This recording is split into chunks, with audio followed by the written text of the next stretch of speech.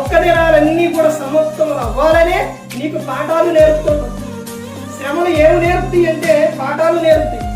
తర్వాత ఇంకా ఏమని చెప్తున్నారు చూడండి. మరియు ప్రస్తుతమందు సమస్త శిక్షయు దుఃఖకరంగా కనబడుతుంది కానీ సంతోషకరముగా కనబడదు. అయినను దాని యందు అభ్యాసం కలిగిన వారికి అది నీతి అను సమాధానకరమైన ఫలం ఇచ్చును. చూశానంటే నాకు బాధలు వచ్చినాయి, నిందలు వచ్చినాయి అని కానీ నువ్వు వదిలిపెట్టి దేవుని నుంచి దూరం అయిపోతే, దేవుడు ఎక్కడుండో, దేవుడు నాకేం చేసిండో అని నువ్వు వెళ్ళిపోతే నీ పరిస్థితి ఎలా ఉంటుంది? ఇంకా బాధలు ఎక్కువైపోతాయి. అదే దేవుని యొద్దకు వచ్చి ఆయన యొద్దకు వస్తే నీకు సమాధానం దొరుకుతుంది, సంతోషం దొరుకుతుంది.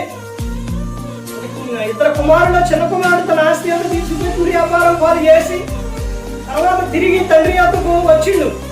వచ్చినప్పుడు తనకు అన్ని సమృద్ధిగా దొరికింది. అదే అక్కడే ఉండిపోతే